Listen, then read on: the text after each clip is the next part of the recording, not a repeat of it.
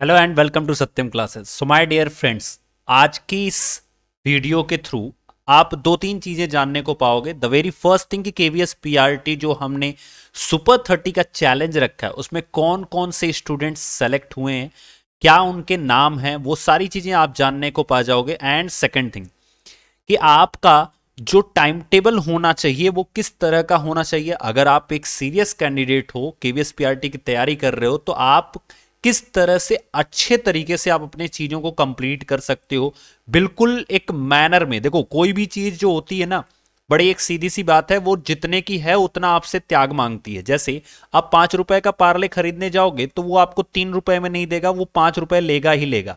तो अगर आप ये सोच रहे हो कि मुझे केवीएस में सेलेक्ट होना है, तो अगर आप सिर्फ 6414 सीट के बारे में सोच रहे हो तो बिल्कुल गलत सोच रहे हो। आप बस इतना सोचो कि वो जो फर्स्ट रैंक पे आने वाला लड़का होगा वो क्या कर रहा होगा, बस वही काम आपको करना है और कुछ नहीं करना है। सिलेक्शन का बड़ा ही सीधा सा मतलब है कि जो फर्स्ट रैंक पे आने वाला लड़का होगा ना, वो क्या कर रहा है, और वो बस जो वो कर रहा होगा वही आप करो। अब आपको इतना दिमाग में आ गया होगा, 2 मिनट के लिए वीडियो पॉज करो और सोचो 2 मिनट के लिए कि वो क्या कर रहा होगा। वो पढ़ रहा होगा और आप क्या हो, आप भटक रहे हो। ठीक है, तो भटकना बंद कीजिए, पढ़ना शुरू कीजिए, सिलेक्शन हो जाएगा। लेकिन अगर आप सिर्फ ये सोच रहे हो कि मुझे सिर्फ 6414 में आना है, तो भाई एक चीज और जान लो कि 6415 नंबर पे जो बच्चा होगा ना, वो फेल होगा।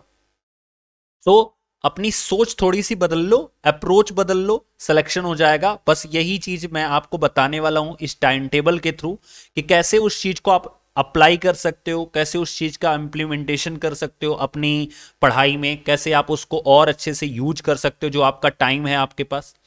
एंड लास्ट में कि हमारा नेक्स्ट वीक का जो हमारा सिलेबस रहने वाला है या हमारा जो टारगेट रहने वाला है टाइम टेबल का, वो हम कैसे क्लासेस को करेंगे। तो मैथ की क्लास आपकी आपके डिमांड पे आ गई है, रोज होने वाली है, ये पहले हम जान लेते हैं। ठीक है, मैथ की क्लास आपकी डेली होने वाली, उसके बाद इंग्लिश की क्लास भी आपकी डेली होने वाली है। और मैं आपको लिख के दे सकता हूं कि आपके पूरे सिलेबस में सीडीपी, मैथ और इंग्लिश, ये तीन हैं जो किसी की भी लुटिया डुबो सकते हैं, याद रखिएगा। तो जिसने इन तीनों को नहीं तैयार किया है उसकी लुटिया पूरी डूबने वाली हो जाएगी, इसलिए भाई छोड़ना नहीं है। ओके, एंड जिस तरह से आपकी ईवीएस और हिंदी की क्लासेस चलती हैं वो डेली चलेंगी। ठीक है, डेली बेसिस पे 9 बजे रात को चलेंगे। तो ये हमारा टाइम टेबल है। अब हम बात करते हैं सुपर 30 में सेलेक्ट कौन हुआ। देखो, सबसे पहले मैं आपको दिखाना चाहूंगा कि कितने बच्चों की एट दैट टाइम जब मैं वीडियो बना रहा हूं उस टाइम पे कितने बच्चों की ये पूरी लिस्ट है जो मेरे पास पड़ी हुई है। आप यहां पे खुद देख सकते हो। ठीक है, अच्छे से समझ सकते हो इस लिस्ट को कि अगर मैं बात करूं फर्स्ट रैंक पे इस समय कौन सा स्टूडेंट है, तो देखिए यहां पर लिखा हुआ राहुल देव पटेल, जो कि 146 मार्क इनका है टोटल, 81.11%। और आप ऊपर पढ़ सकते हो test report KVS PRT 20 mock test, KVS PRT mock test first, जो कि 180 मार्क्स का है, जिसको मैं आपको दिखा रहा हूं। आप इस टाइम देख सकते हो, मैं जब वीडियो बना रहा हूं तो मेरा टाइम आप यहां पे देख सकते हो, दिख रहा होगा। और इन्होंने जो रैंक हासिल की है वो फर्स्ट रैंक की है। टाइम इनको लगा है 1 घंटे 24 मिनट। उसी तरह से सेकंड रैंक पे जो 2 घंटे 32 मिनट का टाइम लगा और ये 140 नंबर पे है। ठीक है, तो अब सवाल होता है कि सर कौन कौन है जो दूसरे नंबर पे है। प्रियंका भोई, बहुत से ऐसे स्टूडेंट्स हैं जो अभी पेपर नहीं दिए, तो मैं उनको बता देना चाहता हूं कि भाई आप परेशान मत हो। सबसे पहले तो आप देख सकते हो उन नामों को, विशी, चित्रा शर्मा, रुद्रमध, स्वाति, धीरज कुमार, राहुल गुप्ता, दीपेन, स्काई, अंजलि नेगी, रक्षा, कनिका रस्तोगी, समीर अंसारी, मधु। मैं ये नहीं कह रहा हूं कि ये सब लोग सेलेक्ट हो गए हैं सुपर 30 में ना, अभी मैं उसके नॉर्म्स और क्राइटेरिया आपको बताने वाला हूं। जो उन क्राइटेरिया में आएंगे वो सेलेक्ट होंगे। हालांकि चांसेस बहुत ज्यादा हैं कि यही 30 लोग, अंबिका कुमारी तक जो भी लोग हैं जिनके मार्क्स आप देख सकते हो लास्ट में 123 हैं, मतलब अगर आपको सुपर 30 में सेलेक्ट होना है ना, तो अभी आपने अगर टेस्ट नहीं दिया है तो अगर आप देने जा रहे हो तो 123 से ऊपर आना है आपको। ओके, समझ में आ गई बात। अब मेरी बात एक बार और ध्यान से कान खोल के सुनो। ये जो हमारा मॉक टेस्ट था वो बहुत ही मॉडरेट लेवल का था। ठीक है, और इसमें जिस भी स्टूडेंट का 130 से नीचे आया है वो अपने आप को खतरे की घंटी बजावा रहे हैं, ठीक है। तो अगर आपको सेलेक्ट होना है तो 130 से ऊपर यानी कि एटलीस्ट 72%, 72.22% के ऊपर आपको आना है, तो आप समझ लो सुपर 30 में सेलेक्ट होगे। और एक चीज और याद रखो, मैं इस मॉक से सुपर 30 नहीं सेलेक्ट करने वाला हूं। मेरी सबसे बड़ी अनाउंसमेंट ये है, इस मॉक टेस्ट से मैं सुपर 30 नहीं सेलेक्ट करने वाला हूं। आपके पास अभी एक हफ्ते का और टाइम है, अगले सैटरडे को हमारा मॉक आएगा फिर से, लेकिन हां वो मॉक सिर्फ पेड स्टूडेंट देंगे। जी हां माय डियर फ्रेंड्स, सिर्फ पेड स्टूडेंट्स देंगे, कि जो भी स्टूडेंट एनरोल किए होंगे मॉक टेस्ट में या फिर कॉम्बो कोर्स में, ठीक है, वही वो उस मॉक में अटेम्प्ट कर सकते हैं। आप हमारे मॉक का लेबल देख सकते हो इस फ्री मॉक से जो हमने अभी दिया है आपको, जिसकी लिंक आपको टेलीग्राम में मिल जाएगी। उस लेवल से ज्यादा लेवल के नेक्स्ट मॉक्स रहेंगे। तो अपनी तैयारी आप थोड़ा सा ना जबरदस्त तरीके से करने शुरू कर दो। क्यों हम पेड से ही सेलेक्ट करेंगे, उसका सबसे बड़ा रीजन ये है कि हमें जो बच्चों ने विश्वास किया हमारे ऊपर, भाई सबसे पहले तो हम उन्हीं के पास जाएंगे, बहुत क्लियर सी चीज है। और मुझे उनके ऊपर बहुत फोकस करना है जो सुपर 30 में सेलेक्ट होंगे। पेड में भी ऐसा नहीं है कि पेड में तो सैकड़ों लोगों ने सेलेक्ट किया होगा भाई, कम से कम 300 लोगों ने सिर्फ और सिर्फ मॉक टेस्ट में एनरोल कर रखा है, तो 300 में सिर्फ 30 ही तो आएंगे ना सेलेक्ट होंगे। और एक चीज और, अगर आपका नाम जो सुपर 30 में सबसे पहली बार सेलेक्ट हो गए, ध्यान से सुन लो, जो लोग सुपर 30 में सेलेक्ट हो गए हैं एक बार, ठीक है, वो अगर नेक्स्ट टेस्ट में, नेक्स्ट मॉक के अंदर उनके नंबर 30 रैंक से नीचे आ जाते हैं तो वो बाहर हो जाएंगे। नहीं समझ में आया? समझा रहा हूं। जैसे जो हमारा नेक्स्ट मॉक आएगा जिसे हम मॉक 2 बोलेंगे, उसके अंदर जो टॉप से 30 स्टूडेंट होंगे, और उसमें भी सिर्फ एक दिन का टाइम रहेगा। सैटरडे को मॉक आएगा और संडे को 9 बजे रात को मैं उसे सेलेक्ट कर लूंगा। तो आपके पास एक हफ्ते का टाइम है, अपना स्लॉट खुद निकालो, खुद सेट करो उसके अकॉर्डिंग अपने आप को।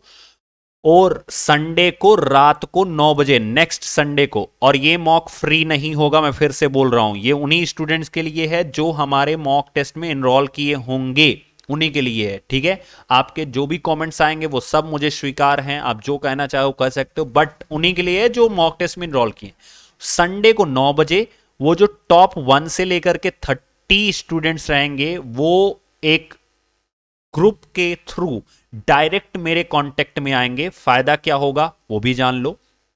फायदा ये होगा कि हम यानी कि मैं उनसे डेली पर्सनली उनकी डेली बेसिस की चीजों को मैं चेकआउट करूंगा कि उन्होंने कितना, किस सब्जेक्ट पे अपनी पकड़ बना रखी है, किस सब्जेक्ट पे अभी वो काम कर रहे हैं, किस में उन्हें और ज्यादा अच्छे से करना है। जैसे मान लो इंग्लिश का सब्जेक्ट है, किसी के मार्क कम आ रहे हैं, तो किस पोजीशन में मार्क कम आ रहे हैं, कौन सा सेक्शन है जहां मार्क कम आ रहे हैं, उस सेक्शन को कैसे और स्मार्ट तरीके से तैयार कर सकते हैं, मैं उनके डायरेक्ट टच में रहूंगा। जैसे मैथ का सेक्शन है, किसी में मार्क कम आ रहे हैं, या उस मैथ के सेक्शन को कैसे अच्छे से हम तैयार कर सकते हैं, वो मैं उनके डायरेक्ट टच में रहूंगा, क्योंकि डायरेक्ट टच की चीज ही अलग होती है, आपको पता होना चाहिए, ठीक है। तो ये उनके पास फायदा रहेगा। एंड साथ में मैं उन्हें इंटरव्यू के लिए, जो हमारे टॉप 30 स्टूडेंट रहेंगे, उनके इंटरव्यू की भी प्रिपरेशन धीरे धीरे उन्हें टिप्स दिए जाएंगे, और उन्हें उनकी इंटरव्यू की प्रिपरेशन भी हम टॉप 30 में जो रहेंगे बहुत ही स्पेशल तरीके से कराने वाले। लेकिन हाँ, उन टॉप 30 के ऊपर भी हमेशा तलवार लटकती रहेगी, हर वीक की तलवार लटकती रहेगी कि अगर किसी नेक्स्ट वीक में जो 30वें रैंक का लड़का है, अगर वो 31वें पे आ जाता है अगले मॉक में, जैसे मान लो मॉक 3 आया और इस मॉक के अंदर वो 31st पे आ गए, तो जो भी टॉप 30 में रहेंगे उन्हें ग्रुप में रखा जाएगा, और जो 31st पे चला गया, यानी सिंपल सी बात समझो, मॉक 30 में ऊपर से लेकर के 30 पे जो रहेंगे वो उस ग्रुप में आ जाएंगे, और जो पहले से ग्रुप में हैं अगर वो 30 के अंदर नहीं है तो वो बाहर चले जाएंगे। तो आपको ऐसा नहीं है कि एक मॉक कर लेने के बाद आपका जीवन स्टेबल हो गया, नहीं, आपको हर मॉक में टॉप 30 पर बने रहना है, तभी आप उस टॉप 30 के ग्रुप में रह पाओगे। अब बहुत से स्टूडेंट्स होंगे जो सोच रहे होंगे तो सर क्या आप हमारे ऊपर ध्यान नहीं दोगे? बिल्कुल हम ध्यान देंगे, लेकिन आप जरा ध्यान लगा करके ये बात अपने आप से पूछो, ईमानदारी से, पैनिक होकर के नहीं, खुद से पूछो जरा ये बात कि क्या अगर आप इतने कम बच्चों में से 300-400 बच्चों में से अगर 30 में नहीं सेलेक्ट हो पा रहे हो, जस्ट सोचना कि मैं तो सीधे सीधे 10 का रेशियो रख रखा हूं, या आप कह सकते हो 1:10 का रेशियो रख रखा हूं, ठीक है। अगर आप 1:10 के रेशियो में 1 में नहीं आ रहे हो, 10 में से 1 पे नहीं आ रहे हो, तो 10 लाख लोग फॉर्म भर रहे हैं। जस्ट सोचो जरा ध्यान से, 10 लाख फॉर्म भर रहे हैं, तो आप तो 1 लाख में भी सेलेक्ट नहीं होगे। और भाई मेरे, इंटरव्यू सिर्फ 18,000 लोगों का होना है। 6,000 वैकेंसी है, इसका 3 गुना कर लो, 18,000 लोगों का ही सिर्फ इंटरव्यू होना है। तो अगर आप 10 लाख में से 1 लाख में से नहीं सेलेक्ट हो रहे हो, 10 लोगों में से 1 लोगों में नहीं सेलेक्ट हो रहे हो, और 300 में से 30 में नहीं सेलेक्ट हो रहे हो, तो 18,000 में कैसे सेलेक्ट होगे? ठीक है, तो जो भी स्टूडेंट तैयारी कर रहे हैं वो तैयारी को करते रहें, मॉक देते रहें। जैसे ही वो टॉप 30 में आएंगे वो हमारे डायरेक्ट टच में आ जाएंगे। और मैं आपको बता रहा हूं कि हमारा एंड तक सिर्फ ये जो टॉप 30 स्टूडेंट होंगे, इनका मेरी पूरी कोशिश रहेगी, हमारे टीम की पूरी कोशिश रहेगी कि हमें इनमें से टॉपर बनाना है। देखो, अगर आप पास होने की सोच से आ रहे हो तो आप बिल्कुल टॉप 30 में नहीं आ सकते, लेकिन अगर आप टॉपर होना चाहते हो, आप चाहते हो कि आपको ये चीज मिले, क्योंकि देखो, अगर आप रैंक फर्स्ट के स्टूडेंट की तरह सोचना शुरू कर दो, सोचो उसके पास भी 70 दिन है, आपके पास भी 70 दिन है, क्या अलग है उसके पास? उसके पास भी वही मटेरियल पढ़ना है जो आपके पास पढ़ना है, उसको भी वही क्वेश्चन सॉल्व करने हैं जो आपको करने हैं। तो आप क्यों पीछे रह जा रहे हो और रैंक फर्स्ट पे आने वाला रैंक फर्स्ट पे क्यों आ रहा है?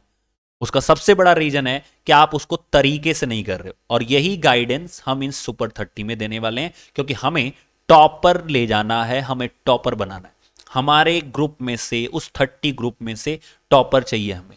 अब वो ये भी हो सकता है कि जो मॉक 2 में आए वो अगली बार हो सकता है बाहर हो जाए, मतलब टॉप 30 से बाहर हो जाए, क्योंकि अगर वो मॉक 3 में परफॉर्म नहीं करेगा तो वो बाहर हो जाएगा। बहुत सिंपल सा कंसेप्ट है। तो आपको हर मॉक में परफॉर्म करना है और हर संडे को अपना मॉक डे बना लेना है, ठीक है। सिर्फ मॉक देना है, हर हाल में देना है। क्योंकि भाई अगर आप ये सोच रहे हो कि सर मेरे पास बहुत सारी मजबूरियां हैं, तो आप मजबूर रह सकते हो, ये रैंक फर्स्ट वाला मजबूर नहीं रह सकता। आपकी सोच अगर नहीं बन रही है ऐसी, तो तैयारी करने की जरूरत नहीं है, ठीक है। तो मैं आपको बता रहा हूं, हां, आप जो भी हो, आप भले ही अगर मॉक 2 में नहीं सेलेक्ट हुए तो आपके पास मौका रहेगा कि आप मॉक 3 में सेलेक्ट हो सकते हो। तो ये उन स्टूडेंट्स के ही बारे में मैं सोच के इस तरह से डिसीजन लिया हूं, हमने सोच के इस तरह से इसीलिए डिसीजन लिया है कि मान लो कि कोई भी बच्चा अगले 4 हफ्ते 5 हफ्ते तैयारी कर रहा है, ठीक है, तो हो सकता है 5वें मॉक में वो टॉप 30 में सेलेक्ट हो जाए। और अगर उसकी तैयारी जेन्युइन रहेगी तो ऑब्वियस सी बात है 6वें में भी सेलेक्ट होगा। अगर उसकी तैयारी जेन्युइन रहेगी तो 7वें में भी सेलेक्ट होगा। तो भाई अगर आप भटक रहे हो तो भटकना बंद कर दो। सबसे पहली चीज, मोबाइल बिल्कुल दूर कर दो। मोबाइल से कोई लेना देना नहीं होना चाहिए, आपको कोई वास्ता नहीं होना चाहिए मोबाइल से, ठीक है। आपको अगर पीडीएफ भी पढ़नी है तो उस पीडीएफ का प्रिंट आउट लो और पढ़ो, ठीक है। मोबाइल से दूर रहना सीख लो। सेकंड थिंग, मोबाइल आपको सिर्फ दिन में 1 घंटे यूज करनी है, और सिर्फ सोशल मीडिया विजिट करने के लिए नहीं। जब आप कोई भी पीडीएफ पढ़ रहे हो, उस पीडीएफ में अगर आपको मैं एग्जांपल दूं, मान लो मैं असेसमेंट का टॉपिक आप पढ़ रहे हो, जस्ट एग्जांपल सोचो कि आप आकलन मूल्यांकन पढ़ रहे हो और मूल्यांकन में आपको एसबीए या बीबीए नहीं समझ में आया अच्छे से, ठीक है। क्वेश्चन आप उसके किए या फिर उसके कंसेप्ट को पढ़े आप पीडीएफ से, आपको नहीं समझ में आया, तो आप इसको एक लिस्ट बनाओ पूरे दिन की कि मुझे क्या क्या नहीं समझ में आया। तो मैंने नोट कर लिया, एसबीए नहीं समझ में आया, बीबीए नहीं समझ में आया, तो ये जो 1 घंटे की मोबाइल मुझे यूज करनी है, उसमें यही चीज मुझे जाकर के सर्च करना है। जैसे मैं मैथ पढ़ रहा हूं तो मुझे कोई टॉपिक अच्छे से नहीं समझ में आया, मान लो सिमेट्री मुझे नहीं समझ में आई, तो मुझे वो 1 घंटे में सिमेट्री को तगड़े से जल्दी जल्दी से समझ लेना है, कहीं से भी समझो।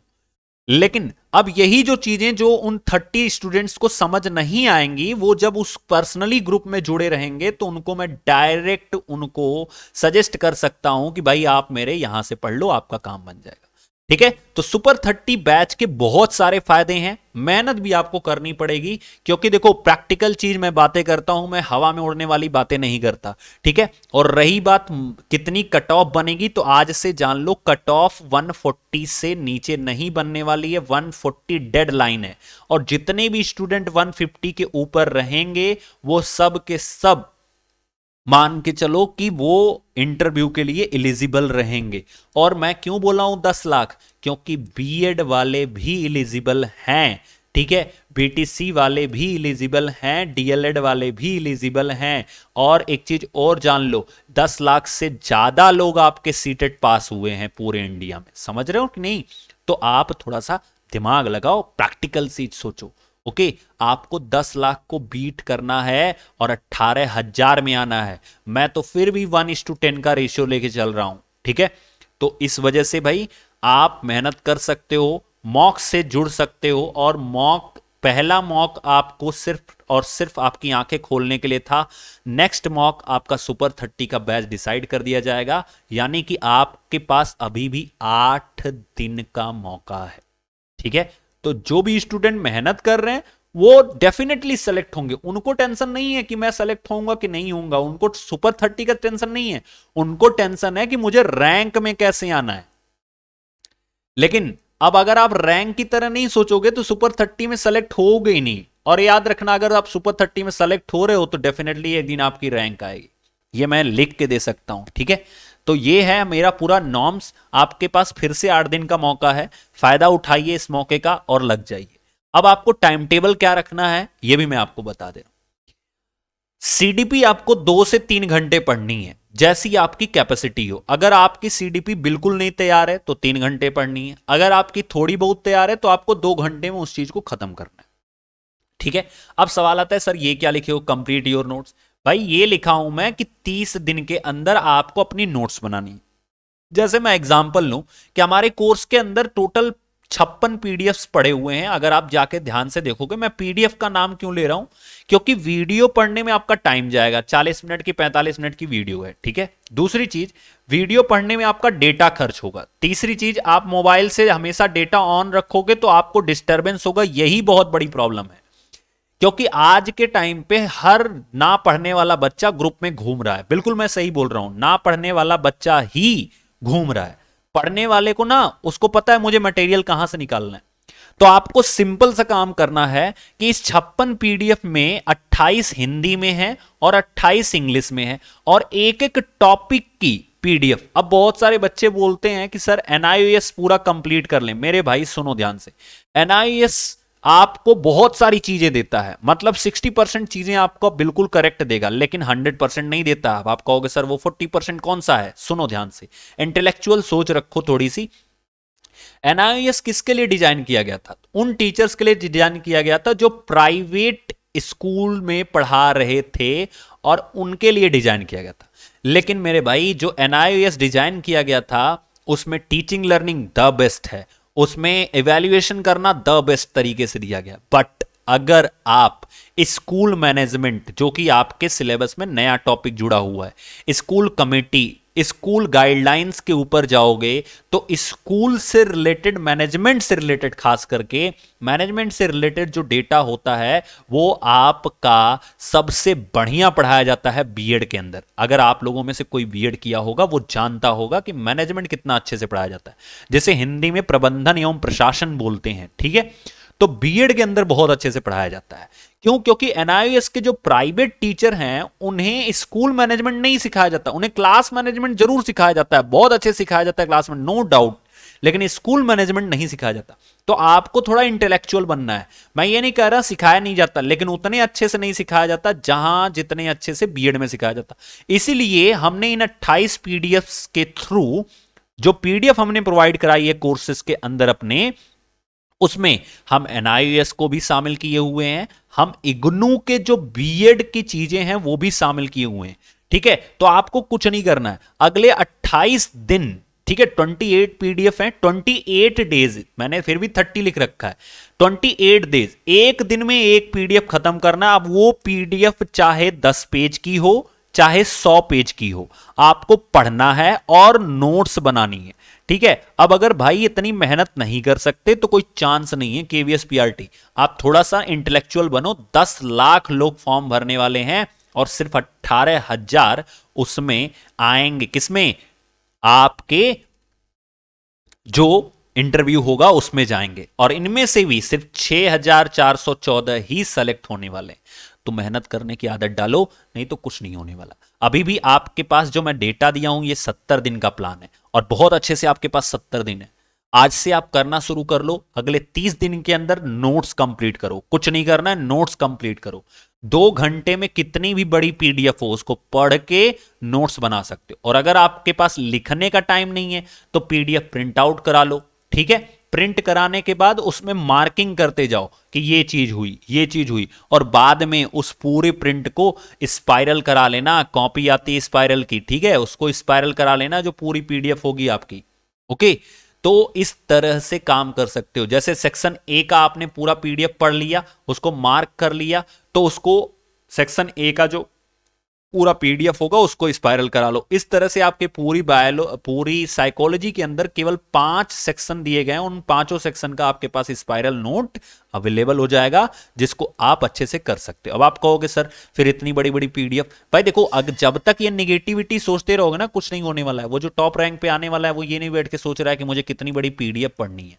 उससे ये सोच पड़ी हुई है कि ये पीडीएफ मुझे खत्म करनी है और हर हाल में खत्म करनी है।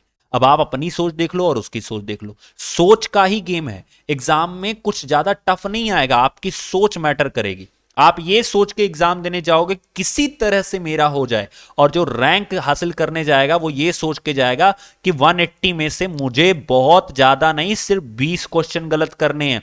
वो ये सोच के जा रहा है गलत कितने करने हैं, और आप ये सोच के जाओगे मुझे सही कितने करने हैं। तो आप सोच के जाओगे मुझे 140 सही करने हैं, और वो सोच के जा रहा है मुझे 20 गलत करने हैं। वो तो 160 पे पहुंच गया। अब इसको कोई टेंशन नहीं है कि इंटरव्यू कैसा होगा, इसको कोई टेंशन नहीं है कि डेमो क्लासेस कैसी होगी, इसकी सारी चीजें अच्छे से आ जाएंगी। लेकिन आप जो 140 सोच के गए हो ना, आप कट ऑफ में भी टेंशन में रहोगे कि सर कहीं 141 बन गई तो हम बाहर हो जाएंगे। अभी भी मौका है, इसलिए मैं आपको बहुत सारी चीजें इसमें निगेटिविटी दिख रही होंगी, लेकिन पढ़ने वाले स्टूडेंट्स को इसी में पॉजिटिविटी दिख रही होगी। ठीक है भाई, तो अपने आप को पॉजिटिव बनाओ और अच्छे से पढ़ाई करना शुरू करो, फॉलो करना शुरू करो। चलो आ जाते हैं सेकंड पे कि सर जब हमारा पूरा का पूरा नोट्स तैयार हो जाएगा तो हमें टॉपिक वाइज प्रैक्टिस करनी। और माय डियर फ्रेंड्स, मैं टॉपिक वाइज पूरा टेस्ट, आपका एक स्पेशल टेस्ट जो हम बना रहे हैं टॉपिक वाइज, ठीक है, वो हम 15 जनवरी को ले आएंगे टॉपिक वाइज। ठीक है भाई, तो अभी भी आपके पास टाइम है। आप जैसे जैसे अपने टॉपिक कंप्लीट करते जा रहे हो, आप 15 जनवरी से उन टॉपिक्स को सेलेक्ट करके शुरू से एकदम तरीके से करना शुरू करो। 15 जनवरी को आप उसमें कर सकते हो। अदरवाइज आपके जो हमने बुक कह रखी है, सरोहा पब्लिकेशन की बुक ले लो, प्रैक्टिस करो। क्योंकि देखो कितनी भी नोट्स बना लो आप, नोट्स का मजा तब है ना जब आप प्रैक्टिस करिए रहोगे, कि आपको पता रहेगा कि भाई अब जैसे मान लो आप ना तलवार चलाना सीख गए, लेकिन आपको युद्ध का अभ्यास ही नहीं है, तो आप युद्ध नहीं लड़ सकते हो। सीधी बात है। तलवार चलाना लोग लकड़ी की तलवार से सिखाते हैं। समझ में आ रही बात? जब आपको सिखाया जाता है तो लकड़ी की तलवार से सिखाया जाता है, और युद्ध में लोहे की तलवार चलती है। समझ रहे हो? तो जब तक इस लोहे की तलवार की आदत नहीं डालोगे, पेपर निकालना पॉसिबल नहीं है, याद रखना। और वहां पर यह भी नहीं सोचा जाएगा कि आपका कौन सा हाथ कट रहा है, कौन सा पैर कट रहा है जब युद्ध में जाओगे। ठीक है, वहां पर तो सिर्फ युद्ध जीतने से मतलब होता है। तो इसी तरह से ये आपके लिए एक युद्ध है। और मैं क्यों कह रहा हूं सरोहा कर लो, इस वजह से कह रहा हूं आपको क्वेश्चंस को पढ़ने की हैबिट, क्वेश्चन को करने की आदत, और साथ में सीटेट का जो प्राइमरी लेवल है वो तो पूरा कंप्लीट ही कर जाओ, और साथ साथ में आपको सीटेट का जो जूनियर लेवल है वो भी कर जाना है पूरा अच्छे से। ठीक है, कंप्लीट कर जाओ। तो इस तरह से 20 दिन आपको टॉपिक वाइज की प्रैक्टिस सेशन रखना है। आपका पूरा जो सेक्शन है उसमें 20 टॉपिक नहीं है, अगर आप ध्यान से देखोगे, क्योंकि अगर मैं 28 पीडीएफ दिया हूं तो आप उसमें सेक्शन वाइज जब आप हमारे कोर्स में जाओगे तो आपको दिखेगा कि 20 दिन बहुत होता है। एक दिन में एक टॉपिक खत्म करना है। जैसे चाइल्ड एंड डेवलपमेंट आपने एक दिन में एक टॉपिक खत्म कर लिया, किसी दिन 2 टॉपिक खत्म कर लिया प्रैक्टिस करके। जब आपकी नोट्स तैयार रहेगी, आपके कंसेप्ट तैयार रहेंगे, तो आपको क्वेश्चंस भी आएंगे। और अगर आपकी नोट्स और कंसेप्ट नहीं तैयार रहेंगे तो आपको क्वेश्चन भी नहीं नहीं आएंगे। तो एक दिन भी सांस लेने वाली चीज नहीं है, ठीक है। नौकरी लेनी है, ठीक है, एक ही बार पढ़ना है, उसके बाद जीवन भर नहीं पढ़ना है। उसी तरह से फिर अगले 20 दिन आप रिलैक्स रहोगे, लास्ट के 20 दिन आप रिलैक्स रहोगे, आपको टेंशन नहीं रहेगी एग्जाम कब होगा। आप तो 50 दिन बाद ही एग्जाम के लिए तैयार हो गए, अब आप अपनी उस तलवार की धार को और भी जबरदस्त बनाओगे इस 20 दिन में सिर्फ और सिर्फ मॉक की प्रैक्टिस करके, ठीक है। तो भाई सुपर 30 में ज्वाइन होना जरूरी नहीं है, एग्जाम निकालना जरूरी। एग्जाम कैसे निकलेगा उसका तरीका मैं आपको बता दिया, इस तरीके से आप करना है। इसी तरह से इंग्लिश का सारा पैटर्न चलेगा। अगर आपकी इंग्लिश कमजोर है 2 घंटे पढ़ना शुरू कीजिए, 20 दिन के अंदर इंग्लिश पूरा खत्म कर लीजिए, ठीक है। और हमारा टारगेट है अगले 25 दिन में, 20 से 25 दिन में, यानी मेरा खुद का टारगेट है कि 20 जनवरी तक मैं पूरी इंग्लिश यूट्यूब पे करवा के खत्म कर दूंगा। तो जितने भी लोग हो ना डेली क्लास करना फॉलो कर लो, मैं बता रहा हूं 20 जनवरी मार्क द डेट, पूरी इंग्लिश में खत्म कर दूंगा। अब आप कितना साथ चल सकते हो कितना नहीं वो आपके ऊपर डिपेंड करता है, ठीक है। इसी तरह से 20 दिन में आपको इंग्लिश की टॉपिक वाइज प्रैक्टिस करनी है, जिसका मेरे पास पूरा प्रोफार्मा बन चुका है इंग्लिश का। और इसी तरह से हम मॉक टेस्ट भी 20 दिन देंगे। मैथमेटिक अनलिमिटेड चीज है भाई, अगर आपको मैथ नहीं आती है तो भाई मैं डिसाइड नहीं कर सकता कि आप कितने दिन में उसके नोट्स बनाओगे, नोट्स से मैथ नहीं आती है। आप एक टॉपिक सीखे उसकी प्रैक्टिस करो, फिर सीखे फिर प्रैक्टिस करो, तो अनलिमिटेड मैंने रखा है। इसी तरह से आपको 20 दिन के लास्ट में मॉक की प्रैक्टिस करनी। हिंदी की बात करें, अगर आप साउथ इंडिया से बिलोंग करते हो तो आपको 2 घंटे की हिंदी करनी है। हिंदी के अंदर अगर आप कमजोरी है तो 2 घंटे, नहीं तो 1 घंटे बहुत होता है, ठीक है। आप 20 दिन में इसकी नोट्स तैयार करो और अगले 20 दिन में टॉपिक वाइज प्रैक्टिस करो और साथ में फिर अगले 20 दिन में मॉक। मतलब ये देखो, ये 20 दिन सिर्फ मॉक ही देना है और ये 20 दिन प्रैक्टिस करनी है। कुल मिला के जो मेन पढ़ाई है आपकी वो यही 30 दिन है, 1 महीने। भाई क्या आप अपने जीवन को सुधारने के लिए, आने वाली पीढ़ियों को सही करने के लिए और पिछली पीढ़ी को सुख देने के लिए, यानी मां बाप को सुख देने के लिए 30 दिन नहीं पढ़ सकते मर के? क्या 30 दिन मोबाइल से दूर नहीं रह सकते? और मुझे पता है मेरे पास, मेरे इस वीडियो को देखने वाला हर स्टूडेंट अगले 30 दिन मोबाइल से दूर रहेगा और अपने आप को उस कैटेगरी में लाके खड़ा करेगा जहां पे लोग रैंक के लिए सोचते हैं, पास होने के लिए नहीं सोचते। इसी तरह से आपको ईवीएस भी करनी है। और हां, जितने स्टूडेंट परेशान हो रहे हो ना कि सर पता नहीं लेवल कौन सा आएगा, तो ध्यान से मैं फिर से बता रहा हूं, रिपीट कर रहा हूं, सीडीपी, मैथ और इंग्लिश, यही आपके तगड़े लेवल के क्वेश्चंस लेके आएंगी, और हिंदी, ठीक है। ईवीएस के चक्कर में लोग परेशान हैं। अब उनको मैं एक छोटी सी बात बता देना चाहता हूं, जो ईवीएस के चक्कर में परेशान, कभी पीजीटी का सिलेबस उठा के देखना। अगर फूड के अंदर वो ये सारी चीजें पूछ डालेंगे कि भाई मेरे बताओ इंटेस्टाइन के कितने पार्ट होते हैं, तो सर 3 पार्ट होते हैं, एक इलियम होता है, ज्यूजोनम होता है, फिर ड्यूडेनम होता है। अगर वो सारी चीजें यहीं पूछ डालेंगे तो टीजीटी साइंस के अंदर क्या पूछेंगे मुझे बताओ, उसमें क्या पूछेंगे? और टीजीटी साइंस के अंदर वो पूरी जो साइंस है वो 100 नंबर की आ रही है। मतलब मेरे भाई 180 का पेपर है, 100 नंबर अकेला ये आ रहा है, तो उसमें पढ़ने वाला इंसान पूरा फोकस उसी पे किया हुआ है। आपकी कितनी आ रही है? 20 नंबर की आ रही है। तो 20 नंबर के लिए आपसे इतना तगड़ा टीजीटी ही अगर पूछना होता तो प्राइमरी में फॉर्म क्यों भरवाते? क्यों सिलेबस चेंज करते? पिछला सिलेबस कम था क्या? पिछला सिलेबस कब था बताओ आप मुझे। फिजिक्स कितने तगड़े लेवल की थी। पिछले सिलेबस में साइंस का नामो निशान हटा दिया गया। क्यों? क्योंकि आपको पीआरटी में साइंस पढ़ाना ही नहीं है, तो क्यों साइंस रखा नहीं गया बताओ मुझे। अगर आपको सिर्फ साइंस ही पढ़ानी होती, पूरा ड्यूडेनम ज्यूजेनम पढ़ाना होता, तो आपको साइंस, आपके सिलेबस में साइंस रखा जाता। थोड़ा सा इंटेलेक्चुअल बनो। प्रॉब्लम क्या होगी बाद में, मेरी ये वीडियो नोट कर लेना और रिकॉर्ड करके रख लेना, बाद में देखना पेपर के बाद। प्रॉब्लम ये होने वाली है ना बाद में कि आप तो पढ़ के जा रहे हो साइंस, टीजीटी पढ़ के जा रहे हो, और पूछ लिया वो ईवीएस के कंसेप्ट ही नहीं क्लियर किए हो। तो आपका जो मेन रोल निभाने वाले हैं ना, वो ये 4 सब्जेक्ट निभाने वाले। दुनिया कंफ्यूज है ईवीएस के अंदर, आप भी कंफ्यूज रहो। मैं आपको अभी भी सजेस्ट करूंगा 3rd, 4th, 5th तैयार करो, और अगर आपके पास टाइम बचता है 6, 7, 8 तैयार करो। इससे बाहर नहीं आएगा, बस इतना सा अपने अंदर, अपने पास गांठ बांध के बैठ जाओ। अब अगर विश्वास नहीं होता तो भाई एक दिन वो सबके सामने आएगा, पेपर तो होना ही होना है। अब आप डिसाइड कर लो, ठीक है। तो डोंट बी कंफ्यूज्ड। अब बच्चा क्या है, बस इसी एक के चक्कर में परेशान हो गया, उसको ये नहीं समझ में आ रहा है कि 60 इधर रखा है, 30 इधर रखा है, 30 इधर रखा है, 20 इधर रखा है, 60 140 तो इधर ही रखा हुआ है। 140 बेहतर कर लो ना मेरे भाई, इंग्लिश बेहतर कर लो, 30 की 30 आएगी आपको, मैथ बेहतर कर लो, 20 में 20 आ सकता है, हिंदी बेहतर कर लो, 30 में 30 आ सकता है, सीडीपी में 40 एकदम आराम से आ सकता है। तो भाई 30 30 60 और 40 100 120 तो हम यहीं से कर डाले, ठीक है। और कितनी भी गिरी पड़ी ईवीएस आएगी ना, 10 से 12 तो मार के ही आओगे, ठीक है। 140 में, अब 140 में 120 इधर कर डाले, 132 133 यहीं पहुंच गए। बाकी का 5 नंबर रीजनिंग गलत नहीं करनी, 5 नंबर कंप्यूटर बिल्कुल गलत नहीं करना है। आप देखो सीधे 140 145 धीरे धीरे 150 तक पहुंच जाओगे, बट आपको मेहनत करने की जरूरत है, ठीक है। तो कुल मिला जुला के एक ही चीज है जिसमें मैं कंक्लूड करना चाहूंगा। मैं इसलिए इसको लाइव नहीं किया क्योंकि ये सेशन बड़ा लंबा हो जाता है आपके क्वेश्चंस के साथ।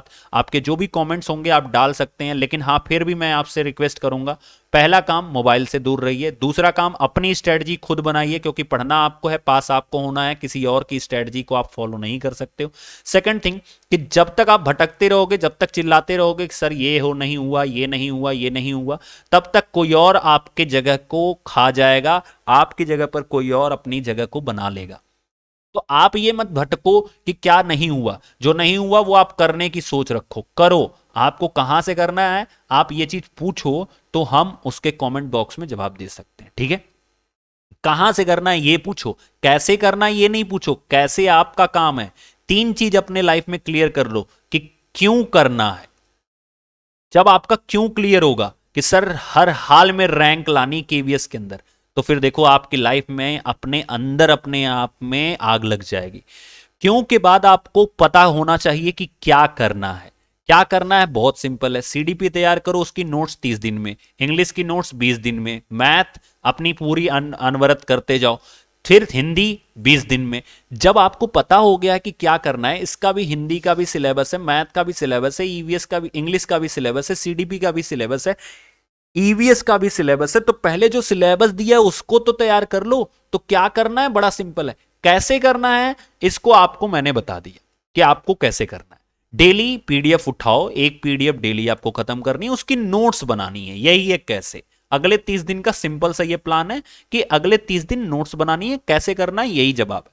ये 3 आपको अपने अच्छे से क्लियर करने हैं, आपका सिलेक्शन कोई रोक नहीं सकता। ओके चलिए अब हम बात करते हैं जो हमारी नेक्स्ट वीक के हमारा जो सिलेबस होने वाला है, या हम किस तरह से यूट्यूब पर सारी क्लासेस कराएंगे। तो वो हम मैथ आपकी कंटिन्यू क्लास होगी, और याद रखना नेक्स्ट वीक में हम 6, 7 और 8 स्पेशली ओनली एनसीईआरटी करने वाले हैं। तो भैया ये क्लासेस छोड़ना मत। और मैं एक चीज और डिस्क्लेमर दे देता हूं कि ये मैथ की क्लास केवल 24 घंटे अवेलेबल रहेगी। अब आप देख लो कि आपके पास कितनी अवेलेबिलिटी है, आप किस तरह से कर सकते हो, नहीं कर सकते हो तो वो आपके ऊपर डिपेंड करता है, ठीक है। उसके बाद ये सारी क्लासेस जो यहां पर 24 घंटे के बाद हटाई जाएंगी वो हमारे पेड कोर्स स्टूडेंट्स के पास हमेशा के लिए रहेंगी। तो जो पेड कोर्स में है वो परेशान ना हो, ठीक है, बिल्कुल ठीक है। और इस वीडियो के बाद बहुत सारे नेगेटिव कमेंट और पॉजिटिव कमेंट आने वाले हैं, तो वो जो नेगेटिव पॉजिटिव कमेंट कर रहे हैं वो पढ़ने वाले नहीं है। पढ़ने वाले होते तो अब तक उन्हें असली चीज का आइडिया लग चुका होता कि उन्हें पढ़ना कहां से है, क्या पढ़ना है, और अच्छे से वो अपनी पढ़ाई कर रहे होते, ठीक है। एक चीज जान लो, अब ये जरूरी नहीं है कि वो पेड कोर्स में जुड़े हो तो पढ़ने ही वाले हो, नहीं। तो ऐसे जो नेगेटिव कमेंट्स हैं उनसे भी आपको दूर रहना है। इसी वजह से मैं आपसे बोला हूं कि अपने मोबाइल से दूर रहिए। Okay clear. So thank you and all the best. अभी भी आपके पास सुपर 30 का मौका है, आप चाहो तो इसमें आ सकते हो, लेकिन उसके लिए आपको हमारे मॉक नंबर 2 में स्कोर करना होगा और कंटिन्यू स्कोर करना होगा। नॉट ओनली मॉक नंबर 2, आपको मॉक 3 में भी करना होगा, मॉक 4 में भी करना होगा, कंटिन्यू स्कोर करना होगा, ये चीज याद रखिएगा, ठीक है। चलिए थैंक यू, एंड करता हूं सेशन को। आई होप आपको सारी चीजें समझ में आई होंगी। आई होप आप अपनी तैयारी को रैंक के अकॉर्डिंग करने की कोशिश करोगे। ये नहीं सोचोगे कि सर 6414 सीट है तो बस 14वें नंबर पे मुझे रहना है। ये आपकी गलत सोच है, ऐसे मत सोचिए, ठीक है। आई होप आपको सारी चीजें समझ में आई होंगी। Thank you and all the best.